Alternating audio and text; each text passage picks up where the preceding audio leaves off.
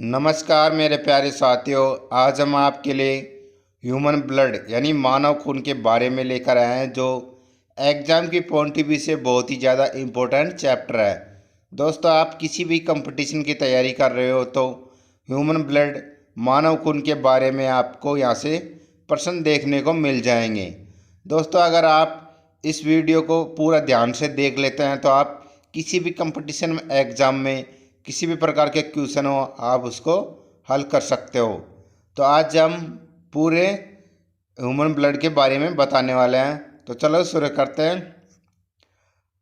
दोस्तों, हम पहले देख लेते हैं कि ब्लड ग्रुप कितने प्रकार के होते हैं। तो दोस्तों, ब्लड ग्रुप 4 प्रकार के होते हैं। ब्लड ग्रुप ए, बी, ओ और ए बी, ये 4 प्रकार के ब्लड ग्रुप पाए जाते हैं मानव खून में। ब्लड ग्रुप ए, इनमें लाल रक्त कोशिकाओं पर एक एंटीजन होता है, जबकि प्लाज्मा में एंटीबॉडी होता है। ब्लड ग्रुप बी में, इसमें प्लाज्मा में एंटी ए और एंटीबॉडी के साथ बी एंटीजन होता है। ब्लड ग्रुप ओ में होता है दोस्तों, इनमें कोई एंटीजन नहीं होता है, लेकिन प्लाज्मा में एंटी ए और एंटी बी दोनों होता है। और ब्लड ग्रुप ए बी में, इनमें ए बी दोनों एंटीजन पाए जाते हैं और कोई एंटीबॉडी नहीं पाया जाता। यानी कि इसके माध्यम से हम समझते हैं कि जो ब्लड ग्रुप ए में है उसमें एंटी बी पाया जाता है और एंटीबॉडी भी होता है बी वाला, और ब्लड ग्रुप बी में एंटीबॉडी ए पाया जाता है और बी एंटीजन पाया जाता है। इसमें बी एंटीजन तो पाया जाता है और एंटीबॉडी ए पाया जाता है। और ब्लड ग्रुप ओ में, इसमें कोई भी एंटीजन नहीं होता, लेकिन प्लाज्मा में एंटी ए और एंटी बी दोनों एंटीबॉडी पाया जाता है। इसमें केवल एंटीबॉडी पाया जाता है ब्लड ग्रुप ओ में। और ब्लड ग्रुप ए बी में, इसमें ए बी दोनों एंटीजन होते हैं और कोई एंटीबॉडी नहीं होता है। ओ वाले में तो दोनों प्रकार के एंटीबॉडी होते हैं और ए बी में किसी भी प्रकार का एंटीबॉडी नहीं होता, इसमें केवल एंटीजन पाया जाता है ए और बी दोनों। इसके माध्यम से समझते हैं कि ए वाला व्यक्ति किस किस को खून दे सकता है, यानी डोनेट कर सकता है। तो ओ वाला ओ को भी दे सकता है, ए को भी दे सकता है, बी को भी दे सकता है और ए बी को दे सकता है। और ए वाला व्यक्ति ए को और ए बी को दोनों को दे सकता है। बी वाला व्यक्ति बी को और ए बी को दे सकता है, और ए बी वाला ए बी को ही दे सकता है और वो किसी को भी नहीं दे सकता। इसमें सबसे ज़्यादा डोनर ओ वाला है, जो सभी को डोनेट कर सकता है अपना ब्लड, और सबसे ज़्यादा ग्रहण करने वाला ए बी हो गया, क्योंकि ये सबका ले सकता है। तो अगला देख लेते हैं इसके बारे में हम कि रक्त में क्या क्या होता है, इन रक्त में किन चीज़ों से मिलकर बना होता है। तो लाल रक्त कोशिकाएं, जिसमें हम 1 मिलीलीटर रक्त में पुरुषों में 4.7 से 6.1 मिलियन तथा महिला में 4.2 से 5.4 मिलियन तक की संख्या रेड ब्लड सेल्स होती है। तो इसमें 4.7 से लेकर 6.1 मिलियन पाई जाती है पुरुषों में रेड ब्लड सेल्स, और महिलाओं में 4.2 से लेकर 5.4 मिलियन तक की संख्या पाई जाती है 1 मिलीलीटर खून में। सफ़ेद रक्त कोशिकाएं, 1 मिलीलीटर रक्त में 4000 से लेकर 11000 की संख्या में सफ़ेद रक्त कोशिकाएं पाई जाती है। ये बैक्टीरिया और वायरस से लड़ने में काम आती है। तो ये महत्वपूर्ण है कि सफ़ेद रक्त कोशिकाएं किस कार्य आती है दोस्तों, ये हमारी शरीर की सुरक्षा के लिए काम आती है, किसी भी बैक्टीरिया और वायरस से लड़ने में काम आती है ये वाइट ब्लड सेल्स, तथा शरीर को इन्फेक्शन और बीमारियों से बचाता है। अगले देख लेते हैं प्लेटलेट्स कोशिका। 1 मिलीलीटर रक्त में 20,000 से लेकर 50,000 तक की संख्या में प्लेटलेट्स कोशिकाएं पाई जाती है। तो प्लेटलेट्स 20,000 से लेकर 50,000 तक की कोशिकाएं में पाया जाता है प्लेटलेट्स। ये कोशिका रक्त का थक्का जमाने में मदद करती है। जो रक्त का थक्का जमाने में मदद करती है दोस्तों, ये प्लेटलेट्स। अगला देख लेते हैं, प्लाज्मा रक्त का 55% हिस्सा प्लाज्मा नमक तरल में बना होता है, जिसका रंग हल्का पीला होता है। प्लाज्मा का 90% पानी तथा बाकी सब प्रोटीन यानी अमीनो एसिड, फैट एसिड आदि का बना होता है। तो 55% में 90% भाग पानी का रहता है प्लाज्मा में, और बाकी अमीनो एसिड और फैट एसिड से बना होता है। ये प्लाज्मा के अंदर पाए जाते हैं तत्व। इन 4 प्रमुख तत्वों के अलावा रक्त में कई प्रकार के घटक भी होते हैं, जैसे कि सीरम, एल्बुमिनम, ब्लड क्लॉटिंग बनाने वाले तत्व, लिपोप्रोटीन पार्टिकल्स होते हैं, और कई तरह के प्रोटीन और कई तरह के इलेक्ट्रोलाइट, सोडियम क्लोराइड भी पाए जाते हैं रक्त में। तो इस डायग्राम के माध्यम से आप देख सकते हो कि रक्त में किस प्रकार से बनता है।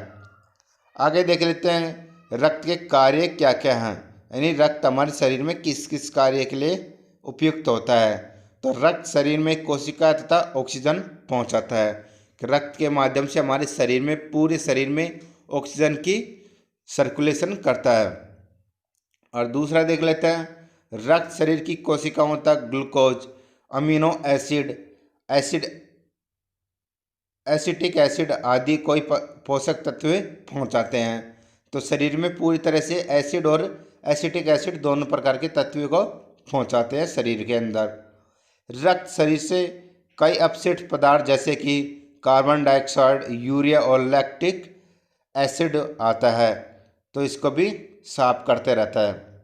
रक्त में प्रतिरक्षा तंत्र होता है, बाहर से आने वाले बैक्टीरिया और वायरस को खत्म करने के लिए ब्लड सेल्स का इस्तेमाल करता है, यानी कि रेड ब्लड सेल्स का इस्तेमाल करता है दोस्तों। ये वाइट ब्लड सेल्स का रक्त का कार्य होता है। रक्त विभिन्न अंगों तक हार्मोन और हार्मोन सिग्नल्स पहुंचाता है, जिससे हमारी सभी प्रकार की इंद्रियां सचेत हो जाती है और चालू हो जाती है किसी भी कार्य करने के लिए। आगे देख लेते हैं कि रक्त स्राव होने पर जम जाता है और घाव भर जाते हैं। तो रक्त किसी भी प्रकार का जो कि घाव पड़ता है तो उसको रक्त भर देता है और रक्त स्राव होने से बचाता है।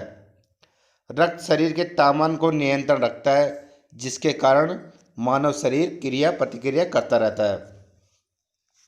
आगे देख लेते हैं रक्त का सामान्य ग्लूकोज लेवल, यानी कि कितने प्रकार के लेवल पाया जाता है। जैसे कि शरीर में शुगर की मात्रा को, शरीर में स्वस्थ रहने के लिए रक्त में ग्लूकोज की मात्रा निश्चित होनी चाहिए। ग्लूकोज की मात्रा कम या ज़्यादा होने से शरीर अस्वस्थ हो जाता है। रक्त में सामान्य ग्लूकोज का लेवल इस प्रकार है दोस्तों। तो रक्त कितने प्रकार के ग्लूकोज होते हैं, जैसे कि रैंडम ब्लड शुगर लेवल जो 200 मिलीग्राम होता है डीएल के माध्यम से, भूखे पेट में होना चाहिए दोस्तों। यानी सामान्य तो ब्लड शुगर 200% होना चाहिए, और भूखे पेट यानी fasting blood sugar level 100 milligram होना चाहिए। और खाने के बाद में ब्लड लेवल होना चाहिए दोस्तों आपका 140 मिलीग्राम पर डेल। तो ये 3 प्रकार के होते हैं कि ब्लड में शुगर कितने प्रकार का होना चाहिए, यानी कि जो सामान्यतः होना चाहिए वो 200 mg यानी मिलीग्राम होना चाहिए, और भूखे पेट में ब्लड शुगर 100 मिलीग्राम होना चाहिए। जब आप खाना खाने के बाद में इसको जांच करते हो तो ये 140 मिलीग्राम डेल होना चाहिए पर डेल। तो 3 प्रकार के ब्लड सेल्स पाए जा सकते हैं, यानी कि इसमें रक्त में ग्लूकोज की मात्रा होती है। आप जैसे चित्र में देख सकते हो कि 3 प्रकार के सेल्स हैं। तो इसमें सामान्यतः नॉर्मल में कितना होता है, ये अलग अलग प्रकार के दिखा रखा है। आगे देख लेते हैं रक्त का पीएच लेवल क्या होता है। अक्सर ये प्रश्न पूछा जाता है कि हमारा रक्त अम्लीय होता है या क्षार। रक्त क्षारीय होता है, इसका पीएच लेवल 7.35 से लेकर 7.45 के बीच रहता है। यानी कि आपका अगर क्षारीय रक्त हो गया तो इसका लेवल हो गया दोस्तों 7.35 से लेकर 7.45 के बीच में रहता है मानव के ब्लड का लेवल, जो पीएच मान होता है ना वो। शरीर रक्त में पीएच लेवल बनाए रखता है। शरीर में हृदय वह अंग है जो पूरे शरीर में रक्त का संचार करता है, इसे ब्लड ट्रांसपोर्टेशन कहते हैं। तो शरीर का जो हृदय है, जो मेन पार्ट है ह्यूमन बॉडी का, उसमें ये शरीर को सर्कुलेशन करता है पूरी बॉडी में। हृदय पंपिंग करके खून को सर्कुलेशन करता रहता है। रक्त के बारे में कुछ रोचक तथ्य भी जान लेते हैं, जिसके आप किसी भी एग्जाम में जाए तो वहाँ पर ये देखने को मिल जाएंगे।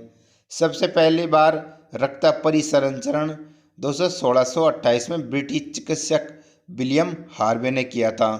तो सबसे पहले किसने किया था रक्त का परिसंचरण? ये किया था दोस्तों 1628 में विलियम्स हार्वे ने। एक स्वस्थ मनुष्य का रक्तदाब यानी ब्लड प्रेशर पारा 120 से 80 मिमी तक होता है। तो ब्लड प्रेशर 120 से लेकर 80 मिलीमीटर तक होता है। रक्त समूह ए बी यानी कि ए बी सर्वग्राही होता है, ये तो हमने पहले बता दिया। यूनिवर्सल ब्लड रिप्रेजेंट होता है, जो कि लेता है, सबका खून ले सकता है ये ए बी वाला।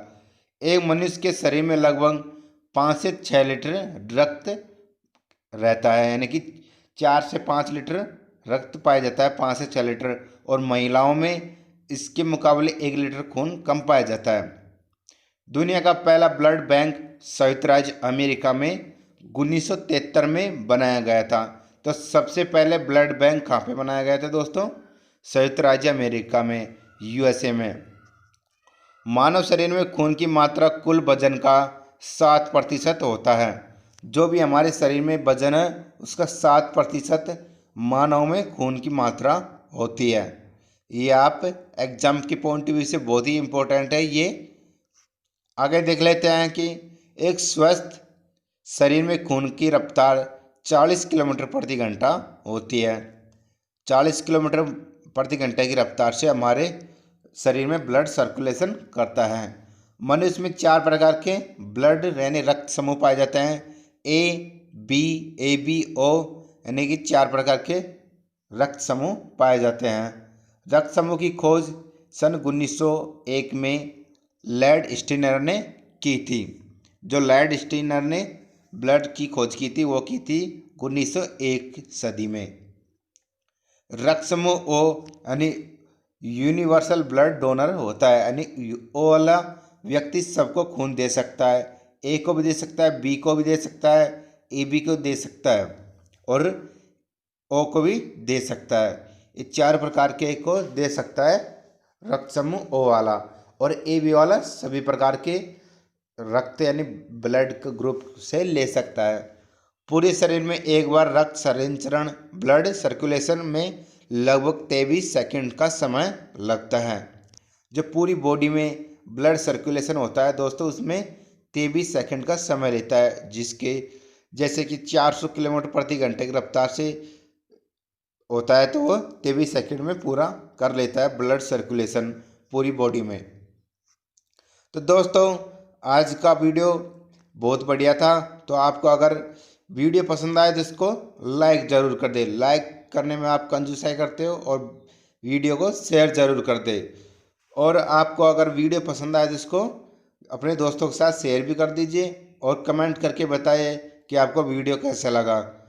और आप चैनल को सब्सक्राइब ज़रूर कर सकते हो ताकि हम और भी इन्फॉर्मेशन लाए तो उसका आपको नोटिफिकेशन मिलता रहे। तो थैंक यू। जय हिंद, जय भारत।